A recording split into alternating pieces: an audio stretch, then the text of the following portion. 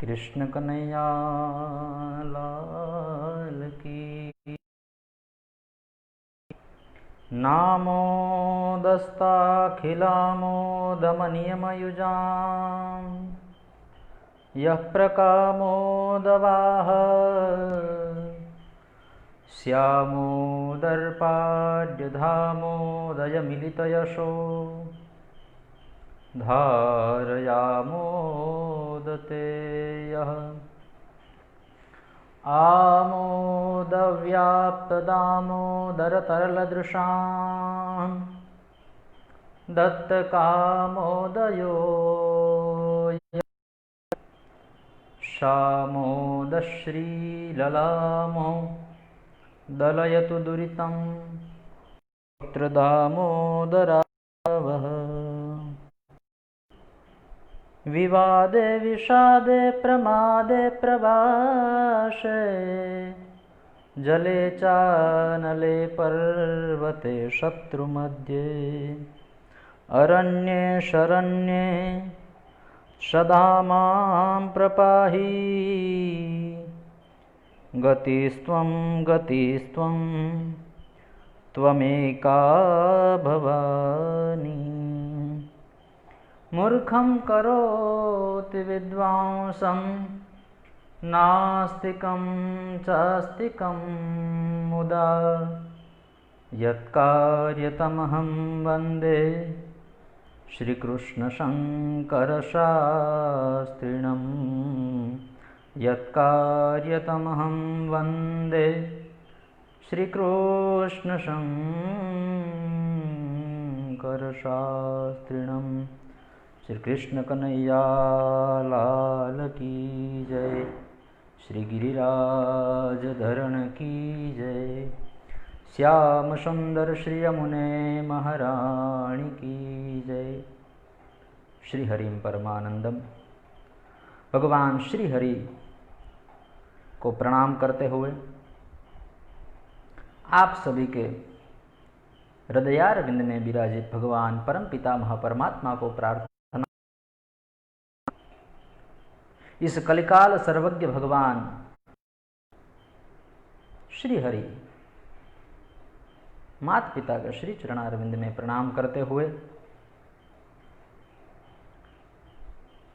इस विकट परिस्थिति में, पूरा विश्व विकट परिस्थिति में है, ऐसी विकट परिस्थिति में हम सब साथ मिलके भगवान श्री हरि भगवान कृष्ण परमात्मा की परम कृपा से, भगवान हनुमान जी महाराज के परमानुग्रह से पुनः एक बार आज सोशल माध्यम से भगवत गुणानुवाद गाने के लिए हमारे धर्मशास्त्रों में, हमारे श्रुतियों में, हमारे स्मृतियों में, हमारे इतिहास ग्रंथों में, हमारे पुराणों में, हमारे उपनिषदों ने, हमारे आरण्यकों ने, हमारे ब्राह्मण ग्रंथों ने जो जो सतपथ बताया है, जो जो हमें उचित मार्ग बताया है, उसी उचित मार्ग पे चलने के लिए, उचित मार्ग पे आगे बढ़ने के लिए दाम्पत्य जीवन कैसा होना चाहिए, गृहस्थ धर्म कैसा होना चाहिए, प्रत्येक जीव के लिए, प्रत्येक व्यक्ति के लिए संसार में आने के बाद संसार में क्या उचित है और क्या अनुचित है, इस कर्म को आगे बढ़ाने के लिए, इस कर्म को सफल करने के लिए, इस आश्रम को सफल करने के लिए, इस गृहस्थाश्रम को सफल करने के लिए जो कुछ भी आवश्यक है, इस विषय पे आज हम सब चर्चा करेंगे। भगवत कृपा से आज धर्म के माध्यम से आप सब हमारे साथ जुड़े हैं। भगवान श्री हरि आपके हृदयारविंद में विराजित है। इस परमपिता महापरमात्मा को प्रार्थना करते हुए आज का विषय का प्रारंभ करते हैं। विषय है धन्यो गृहस्थाश्रम। हमारे वेदों में, हमारे शास्त्रों में 4 आश्रम बताए गए हैं, ब्रह्मचर्याश्रम, गृहस्थाश्रम, वानप्रस्थाश्रम और संन्यासाश्रम। ये 4 आश्रम बताए गए हैं। लेकिन पहले भी उपाख्यान में हमने देखा है कि किसी भी उपाख्यान का प्रारंभ करते हैं, किसी भी परिचर्या का प्रारंभ करते हैं, किसी भी चर्चा का प्रारंभ करते हैं, चर्चा के प्रारंभ में प्रश्न होना चाहिए। बिना प्रश्न के किसी भी उपाख्यान का प्रारंभ करना उचित नहीं है। इसलिए तद्विधि प्रणिपातेन परिप्रश्नेन सेवया उपदेक्ष्यन्ति ते ज्ञानम ज्ञानिनः तत्वदर्शिनः। महापुरुष कहते हैं कि प्रश्न के बिना, मनोमंथन के बिना उचित नवनीत की प्राप्ति नहीं होती है। इसलिए हम आज के इस उपाख्यान में गृहस्थ धर्म क्या है जानने के लिए सबसे पहला प्रश्न है, और वो प्रश्न है कि चारों आश्रम है, ब्रह्मचर्याश्रम है, गृहस्थाश्रम है, वानप्रस्थाश्रम है, संन्यासाश्रम है। ये चारों आश्रम में सबसे उचित और सबसे श्रेष्ठ, बोले चारों के चारों श्रेष्ठ है, चारों के चारों आश्रम श्रेष्ठ है अपने अपने स्थान पे। बोले फिर भी मूल रूप आश्रम कौन सा है? तो मूल रूप आश्रम में ये प्रश्न है कि मूल रूप आश्रम कौन सा है? चारों आश्रम में बताया गृहस्थाश्रम है, वो सबसे मूल में है। बोले कैसे गृहस्थाश्रम सबसे मूल में है? तो हमारे शास्त्रों ने हमें धर्म सिखाया है, और यही धर्मशास्त्र ने हमें सिखाया है कि हमारे शास्त्रों ने धर्म सिखाया। उसी धर्मशास्त्र में एक श्लोक हमें बताता है, आहार निद्रा भयमैथुनंच सामान्य में तत्पशुभिर्नराणाम धर्मो हितेषाम अधिको विशेषः धर्मेण हीनः पशुभिः समानः। मनुष्य और पशुओं में क्या फर्क है? बोले चार वस्तु तो समानत्व है, समान है। बोले आहार, पशु भी भोजन करता है, मनुष्य भी भोजन करता है। आहार निद्रा, मनुष्य भी सोता है, पशु भी सोता है। फिर बताया भय, और पशुओं में भी भय है। फिर बताया मैथुन, वंशवृद्धि, वंशवृद्धि मनुष्य में भी है और पशुओं में भी। ये चारों के चारों चीज पशुओं में और मनुष्य में समान है। आहार निद्रा भय मैथुनंच सामान्य में तत्पशुभिर्नराणाम, पशुओं को में है और मनुष्यों में भी है। लेकिन एक चीज ऐसी है जो पशुओं में नहीं है और मनुष्य में है। बताया धर्मो ही तेषाम अधिको विशेष। हमारे मनुष्यों में एक चीज ऐसी है जो पशुओं से कुछ ऊपर उठ के हमें मनुष्यत्व का ज्ञान देते हैं, और वो है धर्म। धर्मो ही तेषाम अधिको विशेष। हमारे में धर्म ये विशेष रूप से है। इसलिए हमारे धर्मशास्त्रों ने हमें चार आश्रम दिए, और चार आश्रमों के अंतर्गत हमें गृहस्थाश्रम के बारे में आज चर्चा करनी है। लेकिन चर्चा के प्रारंभ में प्रश्न था, कौन सा आश्रम सबसे श्रेष्ठ आश्रम है? कौन सा आश्रम मूल आश्रम है? मूलभूत आश्रम कौन सा है? बताया गया कि जैसे यथा वायु समाश्रित्य वर्तन्ते सर्वजंतवः, यथा वायु समाश्रित्य वर्तन्ते सर्वजंतवः तथा गृहस्थमाश्रित्य वर्तन्ते सर्व आश्रमाः। जैसे वायु को आश्रित होते हुए, पवन को आश्रित होते हुए, प्राण वायु को आश्रित होते हुए सभी जीव जंतु, समस्त जीव सृष्टि चल रही है, उसका प्राणभूत कोई है तो वो वायु है। उसी तरह चारों आश्रमों का जो मूलभूत है, यथा वायु समाश्रित्य वर्तन्ते सर्वजंतवः तथा गृहस्थमाश्रित्य, वैसे ही गृहस्थ आश्रम को आश्रित होते हुए ब्रह्मचर्याश्रम, वानप्रस्थाश्रम और संन्यासाश्रम चल रहे हैं। इसलिए प्रश्न का प्रत्युत्तर यहाँ है कि जिस तरह वायु ही को आश्रित होते हुए जीव जंतु जीवित है, उसी तरह गृहस्थ आश्रम को आश्रित होते हुए तीनों आश्रम भी विद्यमान है।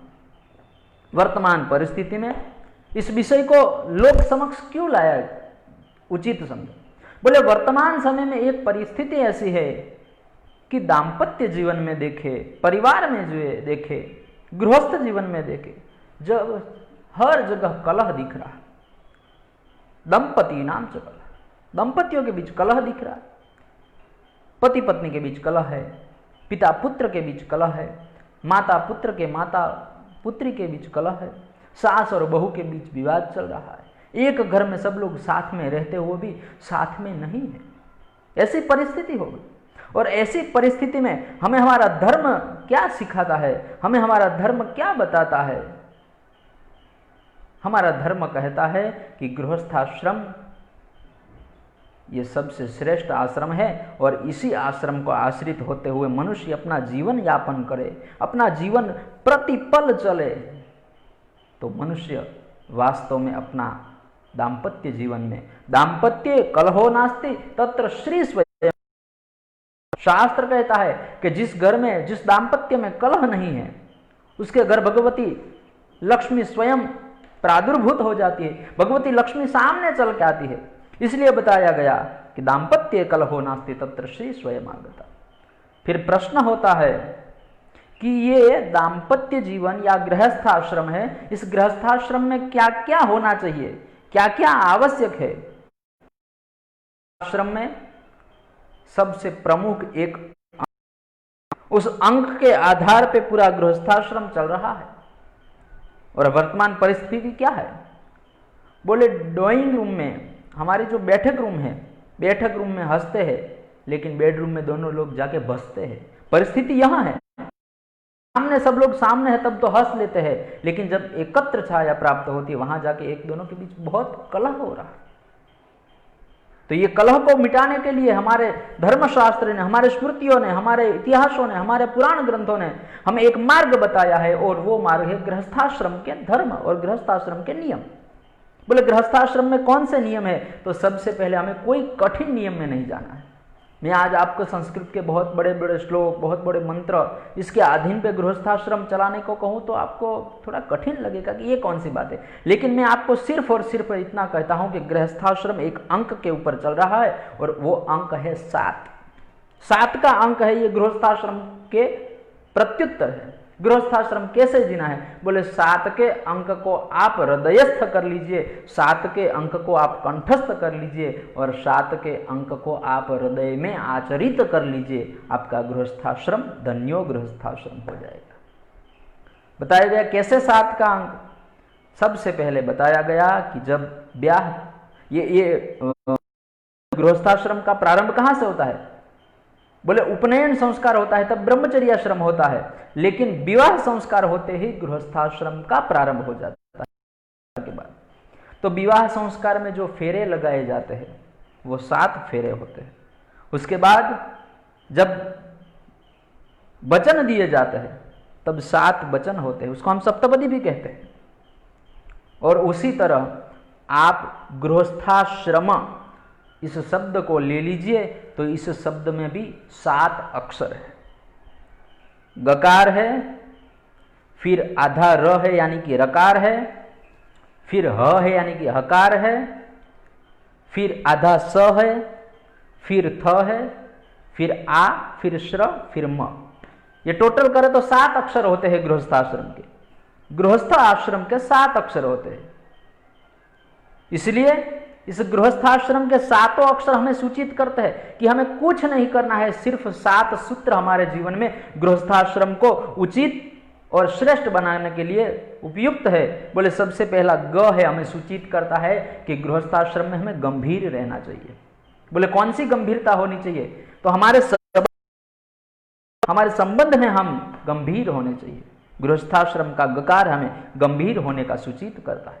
पहला सूत्र है गृहस्थाश्रम को धन्यो गृहस्थाश्रम करना है तो आप गंभीर हो जाइए, गौरवान्वित हो जाइए।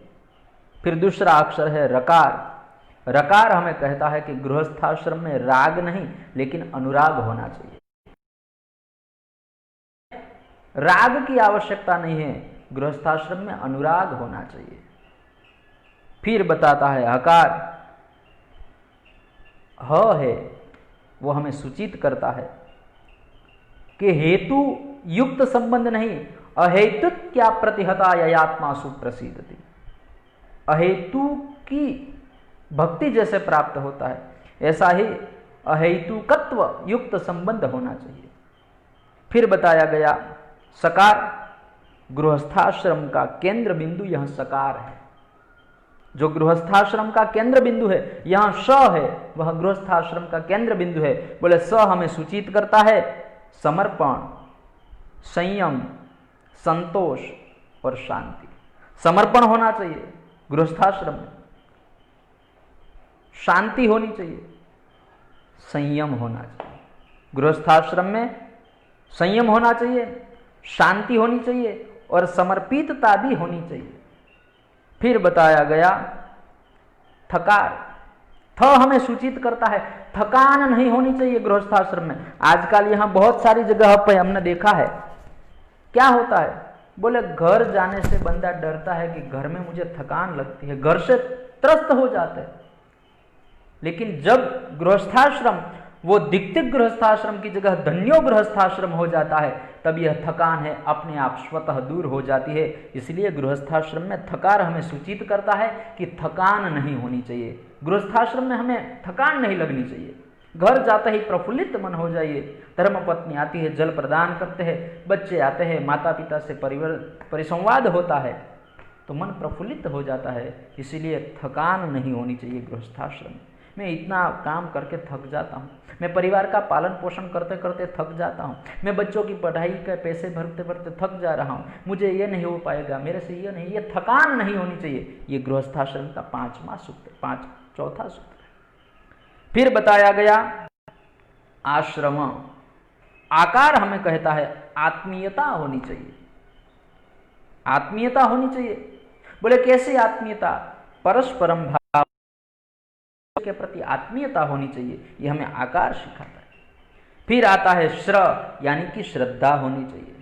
परस्पर एक दूसरों के प्रति श्रद्धा होनी चाहिए। और इसीलिए भवानी शंकरो वंदे श्रद्धा विश्वास रूपिणो।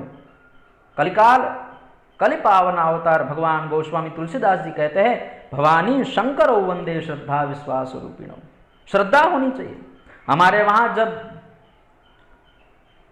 किसी बिटिया की ब्याह करके विदाई की जाती है, उससे पहले उसे अखंड सौभाग्यवती के आशीर्वाद प्रदान किए जाते हैं और उस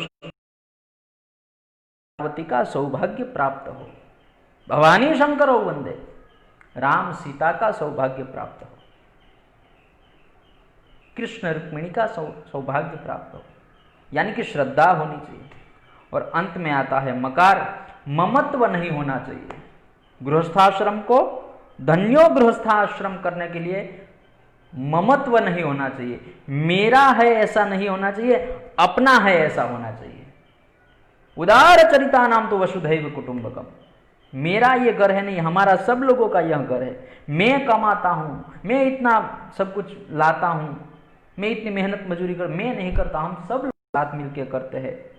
तो ममत्व नहीं होना चाहिए, अपनापन होना चाहिए। ये 7 सूत्र ही गृहस्थाश्रम को धन्य बना देते हैं। इसलिए धन्यो गृहस्थाश्रम। और हमारे शास्त्र तो कहते हैं कि गृहस्थाश्रम के एक पहियों पे चलने वाला गृहस्थाश्रम नहीं है। यथा एकेन चक्रेण नरथस्य गतिर्भवे तथा पुरुषकारेण विना दैवम न सिद्ध्यति।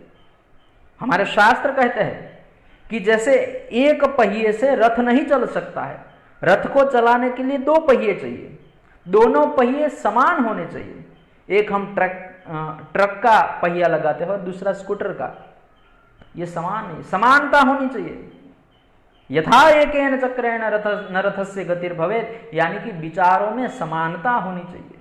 दोनों के विचार समान होने चाहिए, परिवार के सभी सदस्यों के विचार समान होने चाहिए, तभी जाके हमारा गृहस्थाश्रम धन्यो गृहस्थाश्रम हो सकता है। इसलिए घर में मकान में रहना नहीं है, हमें घर में रहना है। जब कोई एक घर है, पूरा परिवार साथ में नहीं रहता है, कलह चलता रहता है, तो वो उसको घर नहीं बोला जाता, उनको हम मकान बोल सकते हैं। लेकिन मकान को घर में परिवर्तित करना है तो धन्यो गृहस्थाश्रम। इसलिए बताया गया कि गृहिणी गृहमुच्यते। हमारे शास्त्र ने बताया कि गृहिणी को घर कहा गया, गृहिणी गृहमुच्यते। इसलिए यथा एकेन चक्रेण नरथस्य गतिर्भवेत् तथा पुरुषकारेण विना दैवम न सिद्ध्यति। का पहिया है, पुरुषार्थ है, तो दूसरा भाग्य भी है। इसलिए पुरुष पुरुषार्थ का प्रतीक है और स्त्री भाग्य का प्रतीक है। इसलिए पुरुषार्थ और भाग्य दोनों का सम्मिश्रण होता है, साथ में समानता से चलते हैं, दोनों एक ही विचार भाव से चलते हैं, तब जाके धन्यो गृहस्थाश्रम होता है। इसलिए धन्य गृहस्थाश्रम में ये ध्यान रखना। फिर बताया कि ये गृहस्थाश्रम है, गृहस्थाश्रम के और कोई सूत्र है? बोले हाँ, सबसे सामान्य सूत्र है गृहस्थाश्रम के, और वो है पितृदेवो भव। आचार्य देवो भव, अतिथि देवो भव। ये 5 सूत्र हमें उपनिषदों ने दिए हैं, लेकिन और एक सूत्र है परस्पर देवो भव। 5वां सूत्र भी इसके साथ जोड़ा जाए, मातृदेवो भव, पितृदेवो भव, आचार्य देवो भव, अतिथि देवो भव और परस्पर देवो भव। एक दूसरे के प्रति प्रीति होनी चाहिए। आजकल बहुत परिवार में बहुत कलह चलता है, और इस परिवार के कलह को दूर करने के लिए हमारे शास्त्रों ने नियम बताए। वो ये नियम के 7 सामान्य नियम को आप लेके चलिए। सानंदम सदनम सुताश्च सुदयः, ये हम कल स्वामी जी ने बताया हमें। सानंद सदन सुताश्च सुदयः, हमारे साथ स्वामी जी ने कल हमें बताया। सानंद स्वामी जी ने बहा, आज मैं सदन तक पहुंचने का प्रयत्न करता हूं। आनंद युक्त होना चाहिए गृहस्थाश्रम। बोले सदन होना चाहिए, जहां पर श्री हरि का वदन विराजित होता है उस गृह को सदन कहते हैं। बोले ठाकुर जी का वदन कौन है? बोले ठाकुर जी का वदन है परिवार में प्रीति होनी चाहिए, परिवार में प्रेम होना चाहिए। जहां प्रेम होती है, जहां प्रीति होती है, वहां श्री हरि स्वयं प्रत्युत्पन्न हो जाते हैं। पहले भी मैंने कहा दाम्पत्य कलहो नास्ति तत्र श्री स्वयं आगता। दाम्पत्य में कलह नहीं होता है, वहां स्वयं भगवती लक्ष्मी जी प्रादुर्भूत हो जाती। इसलिए बताया कि 5 सूत्र है, मातृदेवो भव, पितृदेवो भव, आचार्य देवो भव, अतिथि देवो भव, परस्पर देवो भव। इस 5 सूत्र के साथ साथ गृहस्थाश्रम में 5 यज्ञ भी बताए गए। बोले कौन से 5 यज्ञ? महाराज मनु ने मनुस्मृति में 5 यज्ञ बताए हैं। अहुतम च हुतम चैव तथा प्रहुतमेव च ब्रह्महूतम प्रांसितम च यज्ञाः 5 प्रकृतिताः। अहूत यज्ञ, हूत यज्ञ, प्रहूत यज्ञ, ब्रह्महूत यज्ञ और प्रांशित यज्ञ। बोले 5 यज्ञों को थोड़ा सरल किया जाए महाराज, तो उसको एक और श्लोक में महाराज मनु बताते हैं। अध्यापनम ब्रह्म यज्ञ पितृयज्ञस्तु तर्पणम ओमो दैवो बलिर्भोक्तो नृयज्ञोतिथि पूजनम। अध्यापनम ब्रह्म यज्ञ। बोले कैसा होना चाहिए हमारा गृहस्थाश्रम? बोले अध्यापन शिक्षित होना चाहिए। फिर बताया दीक्षित होना चाहिए, फिर बताया विकसित होना चाहिए। बोले शिक्षित, दीक्षित और विकसित ये तीनों प्रकार हमारे गृहस्थाश्रम में होना चाहिए। इसलिए गृहस्थाश्रम में बताया गया गृहस्थाश्रम में शिक्षा की आवश्यकता रहती है, शिक्षित होना चाहिए। बोले कौन सी शिक्षा? बताया गया शिक्षा सिर्फ अध्ययन करना यही शिक्षा नहीं है, मानवता के गुण, मानवता के संस्कार हमारे गृहस्थाश्रम में होना चाहिए। सिर्फ शिक्षा से कुछ नहीं होता है। कुछ समय पहले हमने देखा है कि शिक्षित प्रदेश में भी अशिक्षित कार्य होता है, मानवता रहित कार्य होता है, ऐसा भी हमने देखा। इसलिए मानवता युक्त, गुणवत्ता युक्त शिक्षा होनी चाहिए। इसलिए बताया शिक्षित होना चाहिए। गृहस्थाश्रम दीक्षित भी होना चाहिए। बोले कैसे दीक्षित? बोले सुशीलो मातृपुण्येन पितृपुण्येन चातुरो औदार्यम वंशपुण्येन आत्मपुण्येन भाग्यवान। बोले दीक्षित, दीक्षा क्या होनी चाहिए? गृहस्थाश्रम में शिक्षा, अब गृहस्थाश्रम में दीक्षा भी होनी चाहिए। बोले कौन सी दीक्षा होनी चाहिए? सुशीलो मातृपुण्येन, माता से दीक्षित होता हुआ बालक होना चाहिए। माँ अपने बालक को संस्कार प्रदान करती है। सुशीलो मातृपुण्येन। फिर बोले और कौन सी दीक्षा होनी चाहिए? बोले पितृपुण्येन चातुर, पिता के पास से बच्चे को, संतान को चतुरता प्रदान करनी चाहिए। जितनी दक्षता पिताश्री में होती है उतनी ही पुत्र में आनी चाहिए। आत्मा वही पुत्र नामांसी। इसलिए शिक्षित होना चाहिए, दीक्षित होना चाहिए। औदार्यम वंश पुण्येन, परिवार के सभी लोगों में जो उदारता होती है वो उदारता धर्म के प्रति हो, राष्ट्र के प्रति हो, पशुओं के प्रति हो, मानवता के प्रति उदारता सभी में होनी चाहिए। इसलिए बताया गया औदार्यम वंश पुण्येन। और फिर कौन सी दीक्षा होनी चाहिए? आत्म पुण्येन भाग्यवान। अपने आत्मबल की भी दीक्षा गृहस्थाश्रम में होनी चाहिए। तो गृहस्थाश्रम शिक्षित होना चाहिए, गृहस्थाश्रम दीक्षित होना चाहिए, और वैसे ही शिक्षित और दीक्षित होते हुए गृहस्थाश्रम स्वतः विकसित हो जाता है। फिर बताया गृहस्थाश्रम में शिक्षा हो गृहस्थाश्रम में दीक्षा हो तो फिर गृहस्थाश्रम में भिक्षा भी आवश्यक है। बोले कौन सी भिक्षा?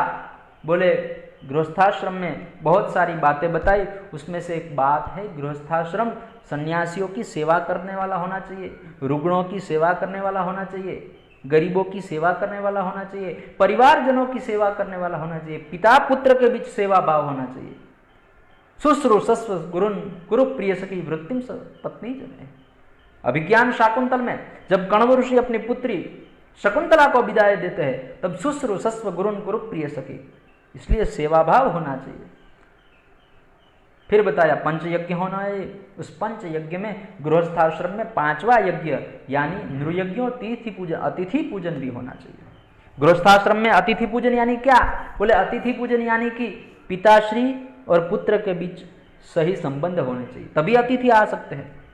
माता और पुत्र, सास और बहू के बीच सुमधुर संबंध होने चाहिए। ये संबंध कैसे विकसित होते हैं? बोले आत्मीयता होनी चाहिए, समर्पितता होनी चाहिए, संयमितता होनी चाहिए, श्रद्धा होनी चाहिए, तब समर्पितता आती है। तो इसलिए बताया गया कि अतिथि पूजन, नृयज्ञों तिथि पूजन 5वां यज्ञ है, वो नृयज्ञ गृहस्थाश्रम में होना चाहिए, इसलिए गृहस्थाश्रम धन्य हो जाता है। अतिथिर्यस्य भज्ञासो गृहात् प्रतिनिवर्तते सतस्मै दुष्कृतम कृत्वा पुण्यमादाय गच्छति। अतिथि आता है वो पुण्य दे के जाता है, इसलिए जब अतिथि किसी के गृह आते हैं तो मुंह चढ़ाना नहीं चाहिए, नहीं बर्तन वगैरह खटखटाना, वो कुछ विवाद नहीं होना चाहिए। सानंद सदन सुताश्च सुतया, गृहस्थाश्रम में आनंद होना चाहिए।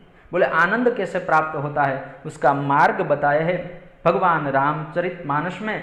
कलि पावनावतार तुलसीदास जी महाराज कहते हैं कि उमा कहूँ मैं अनुभव अपना, सत हरि भजन जगत सब सपना। भगवान शिव और पार्वती के बीच संवाद होता है और भवानी शंकरो वंदे श्रद्धा विश्वास रूपिणो। भगवान तुलसीदास जी महाराज रामचरित मानस में गृहस्थाश्रम का एक प्रत्यक्ष उदाहरण देते हैं कि जब भगवती वैदेही, अवध किशोर भगवान रामचंद्र जी, भगवान लक्ष्मण महाराज, भरत और शत्रुघ्न विवाह संस्कार होता है। विवाह संस्कार होने के बाद चारों भाई संपन्न विवाह संस्कार जाते सती अवध में वापस आते हैं। अवध में आने के बाद उसी ही समय जब हमारे वहां परंपरा है मुंह दिखाई की, भगवती वैदेही विराजित है, समय हुआ है मुंह दिखाई का। सबसे पहले मां कौशल्या को अधिकार है, भगवती कौशल्या सबसे उम्र में बड़े हैं, वरिष्ठ है, इसीलिए कई ने कहा है भगवती आप सबसे पहले भगवती वैदेही का मुख दर्शन कीजिए। जैसे ही मुख दर्शन की बात आई भगवती कौशल्या कहती है कई तुम्हें तो राम बहुत प्यारा है, राघव तुम्हें जितना प्यारा है इतना और किसी को शायद नहीं है, इसलिए राघव तो तुम्हारे प्राण से भी अधिक है। जब राघव बाल्यकाल का था तब से तू कहती थी मैं राम का ब्याह होने के बाद राघव का मैं ब्याह करना चाहती हूँ, राघव का तुरंत ब्याह हो जाए। आज राघव का विवाह संस्कार संपन्न हुआ। महारानी सीता जी वैदेही हमारे यहाँ पधारे, सबसे पहले तू मुख दर्शन कर ले। कौशल्या जी की आज्ञा मिलते ही कई जी मुख दर्शन करती है। वैदेही के मुख दर्शन करने के बाद पूछती है भगवती आपको मैं क्या दूं? लेकिन सीता तो परित्याग का प्रतिमूर्ति है। हर एक स्त्री को सीता में से यहाँ सीखना है कि वो त्याग की मूर्ति है, घर में त्याग होना चाहिए। सीता ने बोला कुछ नहीं, और उस समय कहते हैं कि हमारे यहाँ मुख दिखाई में कुछ देना पड़ता है। आज मैं इतनी प्रसन्न हूं कि भगवान मेरे पुत्र राघवेंद्र सरकार ब्याह संस्कार सुसंपन्न हुए हैं। मैं तुझे अवध के सबसे मूल्यवान जो चीज है, मूल्यवान जो आभूषण है वो है अवध का कनक महल। मैं तुझे कनक महल मुख दिखाई में दे रही हूँ। मुख दर्शन में दे दिया। दूसरी बारी आई भगवती सुमित्रा जी की। भगवती सुमित्रा जी विचार करती है कि अवध की सबसे मूल्यवान संपत्ति है कनक भवन, वो तो भगवती कैकेयी ने प्रदान कर दी है। अब कैकेयी ने प्रदान कर दी है तो मैं क्या दूंगी? सीता जी के मुख दर्शन करने के बाद भगवती सुमित्रा जी ने महाराज लखन को बुलाए और लखन महाराज का हाथ लेकर भगवती वैदेही के हाथ में दे दिया और बताया कि आज से महाराज लक्ष्मण को मैं आपकी सेवा में समर्पित कर रहा हूं। तात तुम्हारी मात वैदेही, पिता राम, भ्रात सब स्नेही। तात तुम्हारी मात वैदेही, पिता राम, भ्रात सब स्नेही। आज से आज महाराज लक्ष्मण आपकी सेवा में समर्पित कर। यहां महापुरुषों ने बताया कि कैकेयी ने संपत्ति प्रदान की है कि मैं तुझे संपत्ति दे रहा हूं, यानी कि कैकेयी की बुद्धि संपत्ति में है, इसलिए कैकेयी ने संपत्ति प्रदान की। लेकिन भगवती सुमित्रा ने संबंध प्रदान कर दिए, मैं तुझे संबंध सिखाती हूं। जब एक बहू अपने घर में आती है तब उसको संपत्ति के साथ साथ संबंध भी देने चाहिए, संबंध भी सिखाने चाहिए। अंत में बारी आई भगवती कौशल्या जी की। माँ कौशल्या कहती है कि एक ने संपत्ति दे दी, दूसरी ने संबंध दे दिया। मुख दर्शन करने के बाद कहती है मैं तुझे क्या दूंगी। और उस समय जब माँ ऐसे विचार करती है कि मैं तुझे क्या दूंगी, और उस समय भगवती कौशल्या जी कहते हैं मैं आज से अवध का अधिकार तुझे दे रही हूं। संपत्ति देना बहुत मामूली चीज है, संबंध भी दे सकते हैं, लेकिन किसी को अधिकार देना ये बहुत बड़ी बात है। और इसीलिए विवाद हो रहे हैं। आज दाम्पत्य जीवन में विवाद होने का एक कारण है कि एक दूसरे के अधिकार का त्याग करना कोई नहीं जानता। मैं क्यों मेरा अधिकार इसको दूं?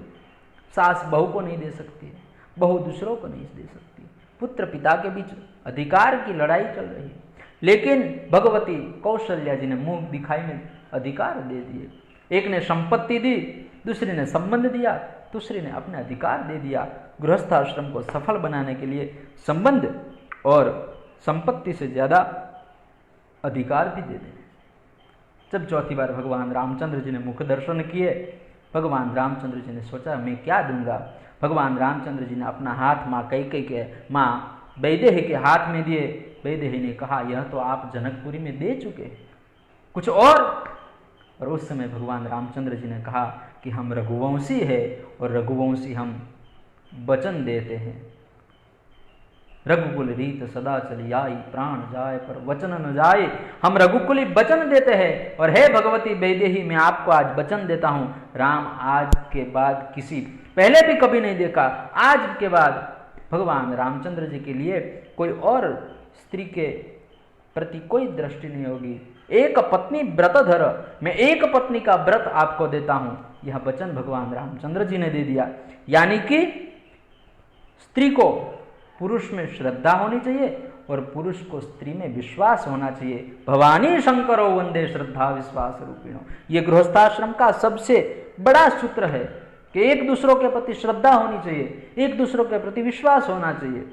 इसलिए रामम दशरथम विद्धि माम विद्धि जनकात्मजा, अयोध्या अटवीं विंधि गच्छ पुत्र यथा सुखम।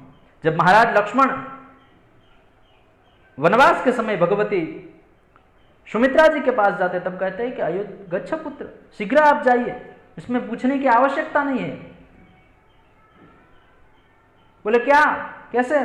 बोले माम विद्धि जनकात्मजा, रामम दशरथम विद्धि, राम को पिता के तुल्य दशरथ समझो, भगवती वैदेही को मेरा स्वरूप सुमित्रा जी समझो, अयोध्या है वो अटवी है जो जंगल है, अरण्य है, उसको अयोध्या समझो, गच्छ पुत्र यथा सुखम। माता ने पुत्र को तुरंत दे दिया। यह संबंध का प्रदान करना यह भी गृहस्थाश्रम का एक अजोड़ नियम है, एक अजोड़। ऐसे गृहस्थाश्रम बहुत प्रफुल्लित होता है, आनंदित होता है।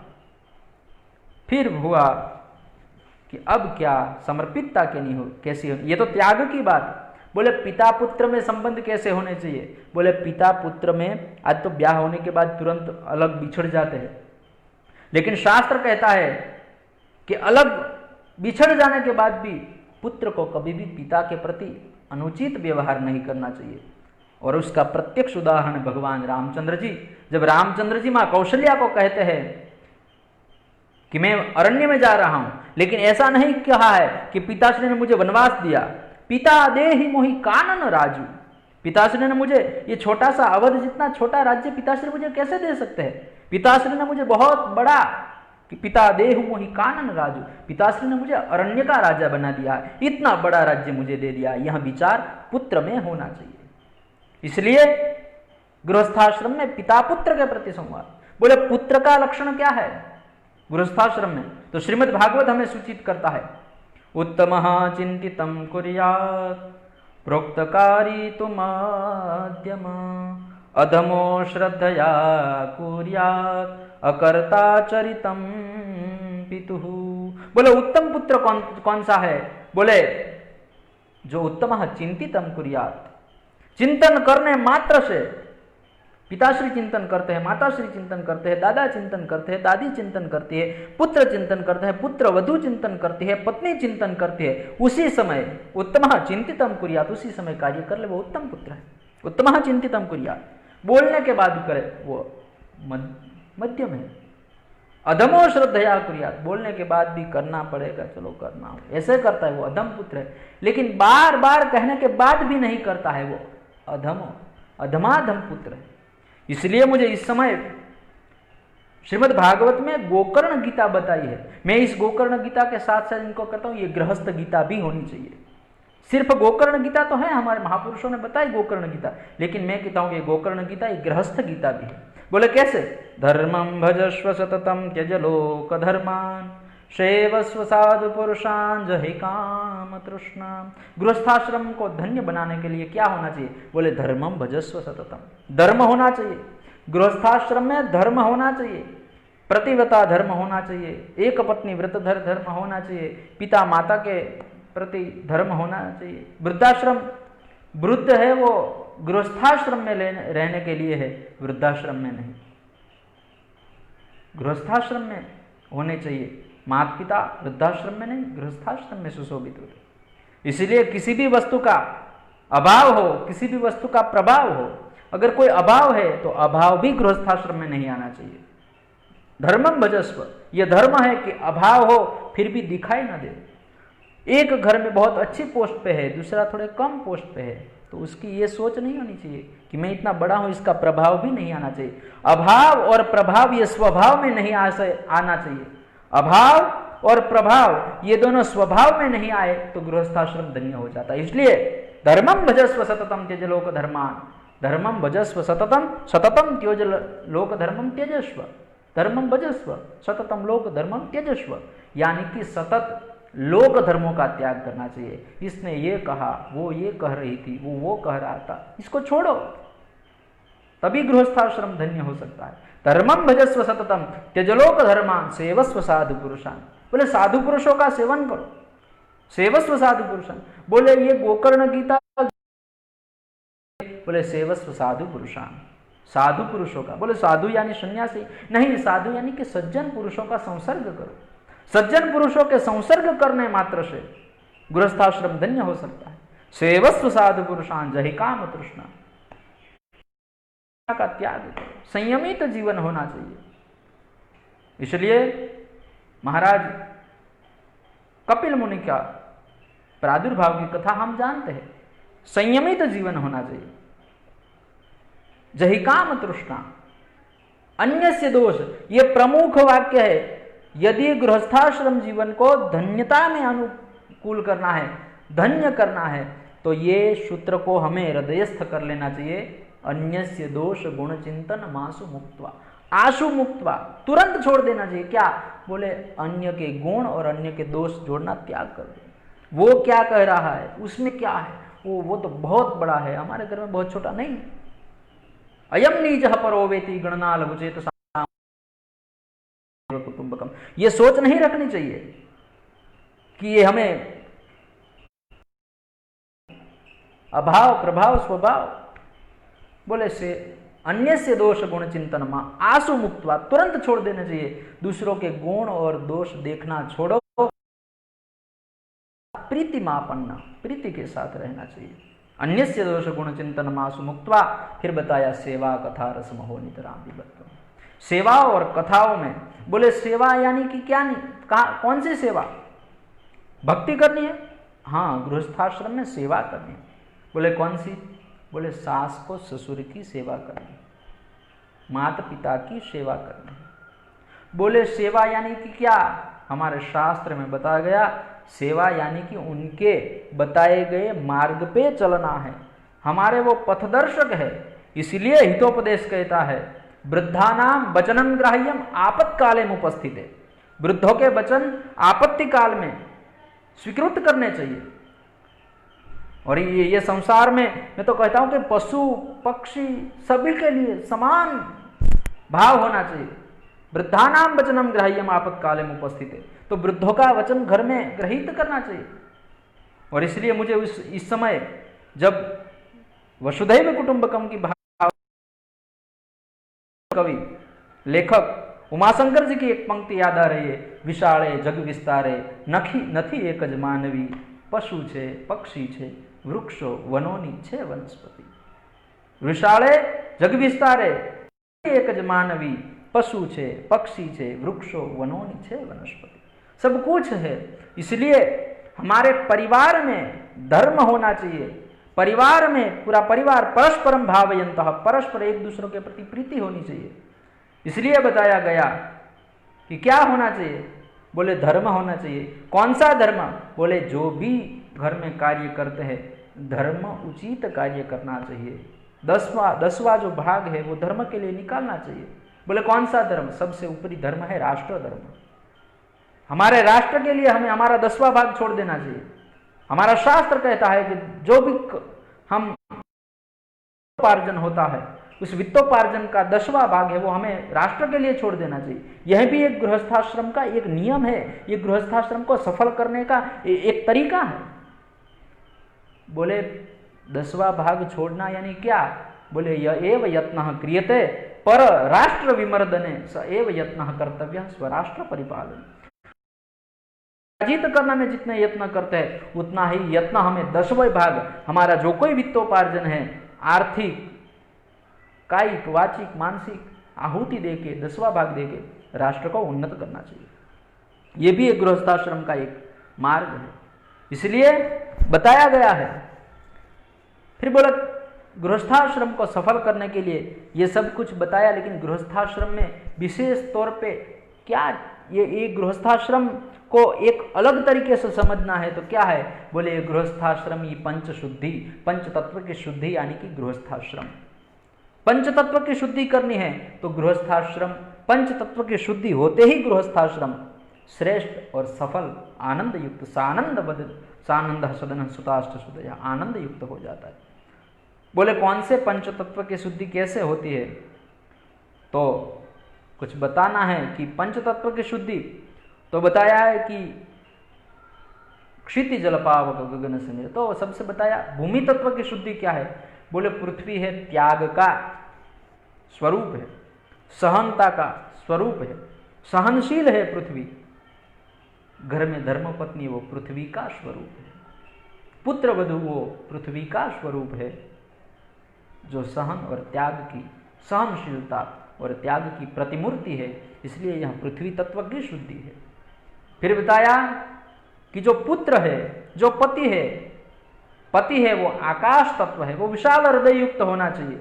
मेरे परिवार में कौन है? मेरे परिवार के माता पिता सभी के प्रति मेरी समान भावना होनी चाहिए। घर में कभी कलह नहीं होना चाहिए। परिवार जनों के प्रति, हमारे भांजों के प्रति, हमारे दोहित्रे के प्रति, जितने जितने हमारे परिवारजन है सभी के प्रति समान भाव होना चाहिए। समानशील व्यसनेषु शक्यः, समानता होनी चाहिए, वृत्रासुर बताता है। तो इसी तरह विशालता होनी चाहिए, आकाश का लक्षण है विशालता। पति विशाल हृदय वाला होना चाहिए। तो पति और पत्नी दोनों के समान भाव होता है, एक त्याग की प्रतिमूर्ति हो और एक दूसरे का विशालत्व होता है। तो जहां पर पृथ्वी और आकाश मिलते हैं उसको हम क्षितिज कहते हैं, यानी कि क्षितिज जलपावक। क्षितिज होने के बाद यह क्षितिज ही है जो हमारे गृहस्थाश्रम को सानंद करता है। बताया गया कि जो संतान है वो संतान वायु है। बोले शीत स्पर्शवत्यापः, जिनके हमें शीतलता प्राप्त है, हमारे पुत्रों को ऐसे संस्कार देना चाहिए, संतानों को भी ऐसा सोचना चाहिए, पिता के हृदय को कभी ठेस न पहुंचे, उनको शीतलता प्राप्त हो। इसीलिए शास्त्र ने बताया कि गृहस्थाश्रम को धन्य करने के लिए पिता को पुत्र के प्रति क्या नियम है?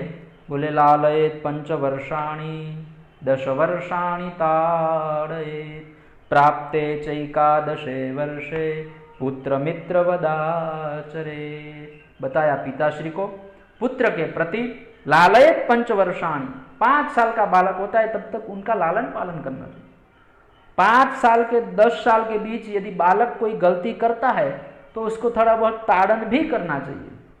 लेकिन जब लालयेत 5 वर्षाणि 10 वर्षाणि ताड़येत प्राप्ते च एकादशे वर्षे पुत्र वदाचरेत, लेकिन जब पुत्र या पुत्री 11 साल का संतान हो जाता है उसके बाद पिता को करना चाहिए। वर्षे पुत्र मित्र, पिता को पुत्र के साथ मित्रवत व्यवहार करना चाहिए। ये हमारा गृहस्थाश्रम को सानंद करने का तरीका है। फिर बताया कि गृहस्थाश्रम में केंद्र बिंदु क्या होना चाहिए। गृहस्थाश्रम भूत केंद्र बिंदु है, वो केंद्र बिंदु क्या होना चाहिए? तो बताया गया कि हमारा गृहस्थाश्रम है वो गृहस्थाश्रम में समर्पितता होनी चाहिए। कितनी समर्पितता होनी चाहिए? तो हम एक सामान्य दृष्टांत से समझते हैं कि पति पत्नी के बीच क्या समर्पितता होनी चाहिए। जैसे एक चकोर नाम का पक्षी है, वह चंद्र से प्रीति करता है। चकोरी जब चंद्र से प्रीति करती है बहुत सालों तक वो उड़ उड़ के आकाश में जाती है, लेकिन आखिर उनकी उड़ाई इतनी बहुत दूरी तक नहीं होती है कि वो चंद्र तक पहुंच जाए। लेकिन उसी समय जब चकोरी और चंद्र का मिलन नहीं होता है तो चकोरी उनके विरह में भस्मीभूत हो जाती है। समर्पितता देखिए, वो भस्मीभूत हो जाती है, लेकिन फिर भी उनके मन में यही है भाव है कि मुझे आखिर चंद्र मिलेगा, मुझे आखिर चंद्र मिलेगा। गृहस्थाश्रम में भी यही होना चाहिए, मुझे आखिर ये कार्य में सफलता मिले ही, परिवार में यह मुझे स्थान मिलेगा ही। इसलिए चकोरी भस्मीभूत हो गई और उसी समय भगवान शिव और पार्वती वहां से भगवान मथुराधीश गोकुल नारायण के भगवान श्री हरि के दर्शन करने के लिए जाते हैं। रात्रि काल होता है, वहीं अरण्य में जहाँ चकोरी भस्मीभूत हो गई है वहाँ भगवान शिव और पार्वती निवास करते हैं। निवास करने के बाद प्रातः काल होता है, शिव जी भगवती पार्वती को कहते हैं संध्या वंदन कर लिए है, मुझे भस्म लेपन करना है, मुझे भस्म दीजिए। उसी समय भगवती पार्वती जहाँ चकोरी भस्मीभूत हुई है उसी भस्म को लाते हैं, भगवान शिव अपने हस्त में लेते हैं और उसका भस्म लेपन होता है। यहाँ से भस्म का कुछ कण है वो उड़ते हैं, उड़ के जाके चंद्र के पास पहुंचते हैं। यही है मिलन हो गया चंद्र और चकोरी का। भगवान किसी भी तरह मिलन करा देते हैं। तो जैसे ही ये चकोरी की भस्म है वह चंद्र को स्पर्श करती है, उसी समय त्याग और समर्पितता का जो फल स्वरूप है वो है मिलन। वो मिलन तुरंत मिल गया। इसलिए गृहस्थाश्रम में समर्पितता होनी चाहिए। फिर बताया गया गृहस्थाश्रम में सबसे महत्वपूर्ण क्या है। बोले गृहस्थाश्रम में कर्म महत्वपूर्ण है। बोले कौन से कर्म महत्वपूर्ण है? तो बताया गया कि गृहस्थाश्रम में गरुड़ पुराण हमें सूचित करता है, लेकिन कालावधि को ध्यान में रखते हुए हमारे पास बहुत सारे ऐसे सूत्र हमें बताए गए हैं। महाराज मनु ने बताए हैं, महाराज याज्ञवल्क्य जी ने बताए हैं, लेकिन फिर भी मैं आपको कह दूं कि आत्मार्थम भोजनम यस्य सुखार्थम यस्य मैथुनम वृत्त्यर्थम यस्य चाधीतम निष्फलम तस्य जीवन। जिसके लिए गृहस्थाश्रम में यह नहीं होना चाहिए। क्या नहीं होना चाहिए? बोले आत्मार्थम भोजनम यस्य, अपने के लिए, मैं अपने लिए ही भोजन करता हूं, मैं अपने लिए ही भोजन बनाऊं, मैं मुझे करूं, मैं मेरे लिए ही सब कुछ करूं, मेरे लिए परिवार कुछ नहीं, मैं जो कुछ भी है मैं हूं, यह भावना नहीं होनी चाहिए। बोले निष्फलम तस्य जीवन। बोले कौन सा? आत्मार्थम भोजनम यस्य सुखार्थम यस्य मैथुनम। सिर्फ वंश वृद्धि के लिए, सुख प्राप्ति के लिए काम आदि का सेवन करना यह अनुचित है। फिर बताया गया वृत्त्यर्थम यस्य चादितम, सिर्फ मुझे कमाई करना है इसलिए मैं कमाई करता हूं, नहीं, धर्म के लिए कमाई करता हूं, यह भावना होती है तब सुख युक्त धन्यो गृहस्थाश्रम होता है। लेकिन जब सुखार्थम यस्य जीवनम नहीं भवति निष्फलम तस्य जीवनम, जिनके लिए वृत्त्यर्थम भोजनम यस्य सुखार्थम यस्य मैथुनम, तो ऐसा नहीं होना चाहिए। फिर बताया गया कि जब गृहस्थाश्रम में आज हम देखते हैं कि बहुत करुणता है कलयुग की, कि कलयुग में बहुत सारी ऐसी चीज़ें हो रही, दोनों भाई भाई के बीच झगड़ा हो रहा है, एक सामान्य जमीन के लिए, सामान्य एक संपत्ति के लिए दोनों भाई भाई लड़ रहे हैं, परस्पर युद्ध हो रहा है। लेकिन हमारे शास्त्र हमें कहते हैं कि ज्येष्ठ भ्राता पिता तुल्य होते हैं, ज्येष्ठ पितृ समो भ्राता मृते पितरिशौ न कहा। पिताश्री के स्वधाम गमन करने के बाद या तो पिताश्री की हयाती में भी ज्येष्ठ बंधु है, हमारा जो बड़ा भाई है वो हमारे लिए पिता तुल्य है, इसलिए पिता के साथ विवाद नहीं कर सकते हैं तो बड़े भाई के साथ नहीं ही करना चाहिए। ये हमारे शास्त्र हमें गृहस्थाश्रम को धन्य करने के लिए बताते हैं। इसलिए कलयुग में तो बहुत बताया कि कलयुग के दूषण क्या है, तो निर्वीर्या पृथ्वी निरौषधिरसा नीचा महत्वं गता भूपाला निज धर्म कर्म रहिता विप्रा कुमार्गे गता भार्या भर्तृ विरोधिनी पररता पित्रा पितुः द्वेषिणः आ कष्टम खलु वर्तते कलयुगे धन्या नरा ये वृता। शास्त्र कहते हैं कि ऐसे दिन देखने पड़े, इससे तो अच्छे धन्य वो लोग हैं जो लोग कलयुग आने से पहले, ऐसी विकट परिस्थिति आने से पहले स्वधाम गमन कर गए। तो इसलिए निर्वीर्या पृथ्वी निरौषधि रसा नीचा महत्वं गताः, पृथ्वी निर्वीर्य रसान रस विहीन हो गई है, निर्वीर्या पृथ्वी निरौषधि रसा, औषधि है रसहीन हो गई है, निर्वीर्या पृथ्वी निरौषधि रसा नीचा महत्वं गताः, नीच लोग नीचा महत्वं गताः, श्रेष्ठताहीन लोगों को श्रेष्ठता प्रदान, ये सब कुछ इसमें बताया गया। भार्या भर्तृ विरोधिनी, पति पत्नी के प्रति संवाद है वो दूर हो रहे, पित्रा पितुः द्वेषिणः, पिता है पुत्र है वो पिता के ही द्वेषी हो गए। ऐसे दिन दिखने से तो अच्छा ये है कि वो लोग धन्य हैं जो लोग कलयुग के आने से पहले स्वधाम गमन करें, धन्या नरा ये मृता। इसलिए हमारे शास्त्र ने बताया कि ज्येष्ठ पुत्र है वो ज्येष्ठ भाई है, बड़ा भाई है, उनको हमें पिता के तुल्य दर्शन करने चाहिए, वो पिता के तुल्य है। फिर हमारे शास्त्र बताए गए कि ऐसे ऐसे गृहस्थाश्रम में पहले भी मैंने बताया कि दीक्षा होनी चाहिए, शिक्षा होनी चाहिए, भिक्षा भी होनी चाहिए। बोले कौन किन लोगों को भिक्षा देनी है गृहस्थाश्रम में, तो बोले भिक्षुका गृहमागत्य बोधयन्ति गृहे गृहे दीयताम दीयतामेतत् अन्यथा मिदृश फलम। सिर्फ भिक्षुक हमें आके भिक्षा नहीं मांगता है, वो हमें उद्बोधित करता है कि मैं भी गृहस्थाश्रम में था लेकिन मैं नहीं दे पाया, इसलिए आज मैं आपके पास याचक बन के आया, आप भी नहीं दोगे तो आपकी भी ये परिस्थिति। इसलिए गृहस्थाश्रम में भिक्षा भी आवश्यक। दीक्षित, शिक्षित, विकसित और भिक्षित, ये चार चीज गृहस्थाश्रम में होनी चाहिए। फिर बताया गया कि 6 लोग ऐसे हैं जिनको धर्म भिक्षुक के नाम से जाने जाते हैं। कौन से हैं? जो गृहस्थाश्रम में हमारे पास भिक्षा लेने के लिए आते हैं और हमें देनी चाहिए। बोले ब्रह्मचारी यतिश्चैव विद्यार्थी गुरुपोषक उद्वगः क्षीणवृत्तिश्च षडेते धर्म भिक्षुकाः। बोले 6 प्रकार के धर्म के भिक्षुक बताए गए, वो धार्मिक रूप से धर्म भिक्षुक है। बोले कौन से? ऊर्ध्वगः, जो पथिक है, चलता हुआ जा रहा है, कहीं पदयात्रा करते हुए जा रहा है, तो वो धर्म भिक्षुक है, उनको भी हमें देना चाहिए। ये गृहस्थाश्रम में विकसित भिक्षा भी गृहस्थाश्रम में होनी चाहिए। तो बोले जो पथिक है उनको कुछ ना कुछ देना चाहिए, ये गृहस्थाश्रम को सफल करता है। पति पत्नी के बीच थोड़ा बहुत कलह है, तो इस कलह को दूर करने के लिए आप भिक्षा के माध्यम से। फिर बताया गया है कि क्षीण वृत्तिश्च, जिनकी आजीविका क्षीण हो गई है, ऐसे धर्म भिक्षुक है। विद्यार्थी धर्म भिक्षुक है, गुरु का पोषक है यानी कि जो शिष्य है वो, और यति है, ये धर्म भिक्षुक है। इन लोगों को कुछ ना कुछ देना चाहिए। इसलिए बताया गया कि गृहस्थाश्रम में यदि कलह हो जाता है तो क्या करना है? बोले दाम्पत्यार्थम उमाम यजे। श्रीमद् भागवत के द्वितीय स्कंद में कहा गया है कि दाम्पत्यार्थम उमाम यजे। यदि दाम्पत्य जीवन में कलह हो रहा है तो आप भगवती उमा की स्तुति करिए। इसलिए पुनः हमको याद रखना पड़ेगा, भवानी शंकरो वंदे श्रद्धा विश्वास रूपिणो। आज का उपाख्यान हमारा वहीं से प्रारंभ हुआ है कि भवानी शंकरो वंदे श्रद्धा विश्वास रूपिणो। इसलिए दाम्पत्यार्थम उमाम यजेत, गृहस्थाश्रम को सफल और सानंद बनाना है तो हमें बार बार एक चीज का ध्यान रखना पड़ेगा, भवानी शंकरो वंदे श्रद्धा विश्वास रूपिणो। इसलिए हमारे गृहस्थाश्रम में कर्म क्या होने चाहिए? बोले गृहस्थाश्रम में कर्म तो होते, लेकिन कर्म होने क्या चाहिए?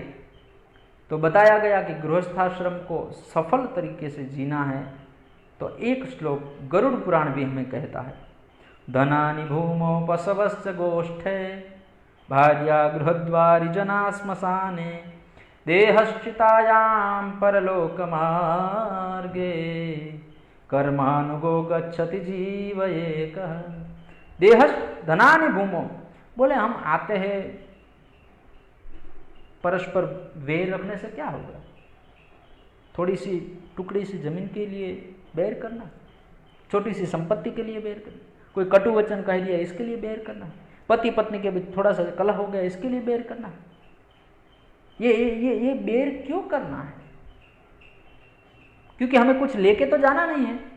गृहस्थाश्रम में गरुड़ पुराण हमें कहता है कि कुछ लेके नहीं जाना है। बोले क्या? धनानि भूमो, जो कुछ भी धन आपके पास होता है वो तो भूमि पे ही रहने वाला है, किसी के प्रकार का धन नहीं आने वाला है। आज छोटे छोटे संपत्ति के लिए विवाद हो रहे, छोटे छोटे पैसों के लिए विवाद हो रहे, लेकिन गरुड़ पुराण तो कहता है कि कुछ भी साथ नहीं आने वाला है। धनानि भूमो, धन तो पृथ्वी पे ही रहने वाला है। इसलिए सिकंदर जब दुनिया से जाता है तब कहता है कि मेरे बाहर रखे जाए, और वो भी खुले हाथ रखाए गए। क्यों? बोले मुहैया गया दुनिया से, मुल्की और माली थे, सिकंदर चला दुनिया से, दोनों हाथ खाली थे, उजड़ गए वो बाग हजारों जिसके माली थे, सिकंदर चला दुनिया से, दोनों हाथ खाली थे। तो कुछ लेके नहीं जाना है तो छोटे छोटे संपत्ति के लिए क्यों विवाद करें? गृहस्थाश्रम को धन्य बनाओ, गृहस्थाश्रम को सफल बनाओ, गृहस्थाश्रम को सानंद बनाओ, सदन को आनंद वन में परिवर्तित करो। तो बताया गया धनानि भूमो पशवश्च गोष्ठे। आज इसको इतना पिताश्री ने दिया, मुझे कुछ नहीं दिया, उसको 2 गाड़ी दी, मुझे 1 गाड़ी दी, उसको होंडा सिटी दी, मुझे सिर्फ 1 होंडा दिया। ये विवाद क्यों है? बोले कुछ साथ में नहीं आने वाला। पशुवश्च गोष्ठे, पहले पशुधन हुआ करते थे, इनको इतनी सारी गाय दे दी, लेकिन पशु तो साथ में नहीं आने वाला है। इसलिए गृहस्थाश्रम को धन्य करने के लिए ये श्लोक पशवश्च गोष्ठे, पशु भी गोष्ठ पे ही रहते हैं। फिर बताया गया पशवश्च गोष्ठे भार्या गृहद्वारी, धर्मपत्नी भी गृह के द्वार तक आ सकती है। रिजना श्मशान है, सगा संबंधियों के साथ हमें क्यों ये जो संबंध है वो क्यों बिगाड़ने चाहिए? उनके साथ तो सुलभ संबंध रखने चाहिए। बोले क्यों? बोले वो लोग स्मशान तक ही साथ में आते हैं, फिर वो आगे ऊपर नहीं आने वाले हैं। तो उन लोगों के लिए थोड़ी सी जिंदगी है, और ऐसी जिंदगी में हमें क्यों विवाद करना चाहिए? उनके साथ तो सानंद के रूप में रहना, आनंद युक्त जीवन जीना चाहिए। यही गृहस्थाश्रम की सिद्धि है। तो बताया गया कि छोटी सी जिंदगी कैसे? तो बताया गया कि तुलसी के पान से शुरू हो, पिप्पल के पान से शुरू होती हुई जिंदगी तुलसी के पान पे अटकती है। इस बीच हमारी जिंदगी कितनी भटकती है। तो पिप्पल के पान षष्ठी के दिन शुरू होता है और तुलसी के पान पे जाके अटक जाती है। इस बीच हमारी जिंदगी कितनी भटकती है। तो हमें भटकना नहीं है, हमें गुमराह नहीं होना है, हमें तो धर्मशास्त्र ने जो बताया उसी राह पे चलना है। इसलिए प्रेम भाव होना चाहिए, त्याग होना चाहिए, संतोष होना चाहिए, संयम होना चाहिए, समर्पितता होनी चाहिए, दीक्षित होना चाहिए, शिक्षित होना चाहिए, विकसित होना चाहिए और विकसित होना चाहिए। शास्त्र ने हमें यह मार्ग बताया। फिर बताया, बोले रिजना श्मशान। फिर बोले गृहस्थाश्रम को धन्य करने के लिए क्या करना चाहिए? बोले एक और सूत्र देता हूँ, और वो सूत्र है कि हम एक वृक्ष का सेवन करें, एक वृक्ष को संवर्धित करें, क्योंकि हमारे जाने के बाद वो वृक्ष बहुत हमें काम आता है। इसके नाम से हमें लोग याद करेंगे कि इसने ये वृक्ष रोपा था, तो इस वृक्ष के कारण इन्होंने मुझे याद किया। तो बोले एक वृक्ष का संवर्धन करना चाहिए। वो राष्ट्र को जो 10वां भाग देने का हमारा धर्मशास्त्र गृहस्थाश्रम में बताता है वो भी यही है, और शास्त्र कहता है कि साथ में एक वृक्ष का संवर्धन करने से लोगों को आप जीवन दे रहे हो, ये प्रीति आपको स्वतः प्रत्युत्पन्न हो जाएगी, क्योंकि हमारा जीवन भी वृक्ष जैसा होना चाहिए। शास्त्र कहता है कि गृहस्थाश्रम में वृक्ष तुल्य शरीर होना चाहिए, वृक्ष तुल्य जीवन होना चाहिए। बोले वृक्ष तुल्य यानी कैसा? बोले पत्र पुष्प फलच्छाया मूलवल कलदारुभिः गंध निर्यास भस्मास्ति स्तोक में प्राणान्वितन्वते। 18 प्रकार की चीज है वो हमें वृक्ष देता है। इसी तरह हमारा जीवन भी वृक्ष तुल्य होना चाहिए कि मैं भी मेरा सर्वस्व मेरे राष्ट्र और परिवार के लिए समर्पित कर दूं। मेरा जो कुछ भी, मैं परिवार है तो मैं हूं। यत्र विश्वम भवत्यैकनीडम, भगवती श्रुति कहती है कि जहां पर पूरा विश्व एक होता है। इसलिए गृहस्थाश्रम को धन्य करने के लिए यत्र विश्वम भवत्यैकनीडम, ये पूरा मेरा परिवार ही मेरा नीड है, ये मेरा परिवार ही मेरा हौसला है, मेरा परिवार ही मेरा सब कुछ है। तो ये भावना जब होती है तब गृहस्थाश्रम धन्य होता है। इसलिए गृहस्थाश्रम को धन्य करने के लिए वृक्ष का एक सेवन संवर्धन करना चाहिए। प्रकृति हमें धन्य गृहस्थाश्रमी बना सकती है। और फिर बताया कर्मानुगो गच्छति जीव, ये कहा सारे और नर से जो कुछ भी कर्म करते हैं उसी कर्म के अधीन होते हैं, उसी कर्म के वश होते हुए, इसी कर्म के कारण हमारा जो कुछ भी है अभ्युदय इत्यादि होता है। इसलिए शास्त्र ने हमें बताया है कि कर्मानुगो गच्छति जीव एक। तो गृहस्थाश्रम को धन्य करने के लिए वापस में एक बार इस सत्र को विराम की ओर ले जाने से पहले आपको 7 सूत्र जो बताए गए हैं वो 7 सूत्र कहता हूँ। गृहस्थाश्रम को धन्य बनाने के लिए, गृहस्थाश्रम को आनंदित बनाने के लिए, गृहस्थाश्रम को सफल बनाने के लिए, गृहस्थ को घर को आश्रम में परिवर्तित करने के लिए, गृहस्थाश्रम शब्द है, घर को आश्रम में परिवर्तित करने के लिए सबसे पहले गंभीरता होनी चाहिए। पुनः एक बार, गंभीरता होनी चाहिए, राग नहीं लेकिन अनुराग होना चाहिए, हेतु नहीं लेकिन अहेतुत्व होना चाहिए, समर्पण होना चाहिए, संतोष होना चाहिए, शांति होनी चाहिए और संयम होना चाहिए। थकान नहीं होनी चाहिए, आत्मीयता होनी चाहिए, श्रद्धा होनी चाहिए, ममत्व नहीं लेकिन अपनापन होना चाहिए। ये गृहस्थाश्रम को प्रबुद्ध बनाने के लिए, शुद्ध बनाने के लिए, बुद्ध बनाने के लिए 7 सूत्र है, जिसको हम सप्तपदी भी कह सकते हैं, जिनको हम सप्त मंगल फैले भी कह सकते हैं। और जिसके आधार पे, इस 7 सूत्र के आधार पे जो लोग जीता है, जो जीव जीता है, जो व्यक्ति जीता है, वो 7 जन्म तक का बंधन में से मुक्त होते हैं। धन्यो गृहस्थाश्रम में शुद्ध हो जाता है। गृहस्थाश्रम को पुनः एक बार मैं कहता हूं कि मूल रूप गृहस्थाश्रम चारों आश्रम में इसलिए है कि कृष्ण नापी, भगवान कृष्ण को भी लीला करने के लिए गृहस्थाश्रम में आना पड़ता है। इसलिए गृहस्थाश्रम चारों आश्रमों का मूल है। इसी गृहस्थाश्रम की इस परिचर्या को आप सभी श्रोताजनों के हृदयारविंद में विराजित भगवान श्री हरि के चरणारविंद में समर्पित करते हुए आप सभी ने मुझे सुना, आप सभी का मैं हृदय से आभारी हूँ। इस अवसर पे मैं पुनः एक बार स्वामी श्री निर्मल चैतन्य जी महाराज को याद करता हूँ कि जिन्होंने इसमें मार्गदर्शन हमें प्रदान किया। अहर्निश जो धर्म के लिए, अहर्निश जो राष्ट्र के लिए, अहर्निश जो समाज को कुछ श्रेष्ठ देने का कार्य करते हैं, ऐसे स्वामी निर्मल चैतन्य जी। और साथ में एक और नाम है जिनको मैं हृदय जिह्वा से निकालना उचित नहीं है क्योंकि वो तो हृदय में स्थान है। तो ऐसे दोनों महापुरुषों को प्रणाम करता हूँ, आप सभी को प्रणाम करता हूँ। 2 क्षण के लिए हरि संकीर्तन करके इस सत्र को पूर्ण करते हैं। श्री कृष्ण गोविंद हरे मुरारे, हे नाथ नारायण वासुदेव, जिह्वे पिबस्व मृतमेतदेवं गोविंद दामोदर माधवेति। कृष्ण कन्हैया लाल की जय। पुनः आप सभी को कल 5:30 बजे हमारे मित्रकल्प आदरणीय स्वामी श्री निर्मल चैतन्य जी महाराज सानंद उन्होंने प्रतिपादित किया, सदन मैंने प्रतिपादित किया, सुताश्च सुदयः पुनः स्वामी जी के श्री मुखारविंद से कल हम पुनः प्राप्त करेंगे। तो कल 5:30 बजे पुनः आप सभी हमारे साथ आमंत्रित है, अवश्य आप जुड़े। और एक बात कि जब 12 तारीख 5वां दिन है इस उपाख्यान का, 5वें दिन आप सभी गृहस्थाश्रम को धन्य करने के लिए आपको जो कुछ भी प्रश्न लगते हैं वो प्रश्न आप इस कमेंट करिए, या तो फिर आप मेरे व्हाट्सएप नंबर जिसके पास है वो व्हाट्सएप करिए। ज़्यादातर आप इस आईडी पे इस वीडियो के माध्यम से आप हमें कमेंट्स में भेजिए, जिससे हम 5वें दिन आपके इस जो कुछ भी गृहस्थाश्रम के लक्ष्य में जो जो प्रश्न होंगे उस प्रश्न को शास्त्र सम्मत न्याय देने के लिए हम प्रयत्न करेंगे। पुनः एक बार आप सभी के हृदयारविंद में विराजित परमपिता परमात्मा को प्रार्थना करके इस सत्र को भगवान श्री हरि के श्री चरण में समर्पित करूँ।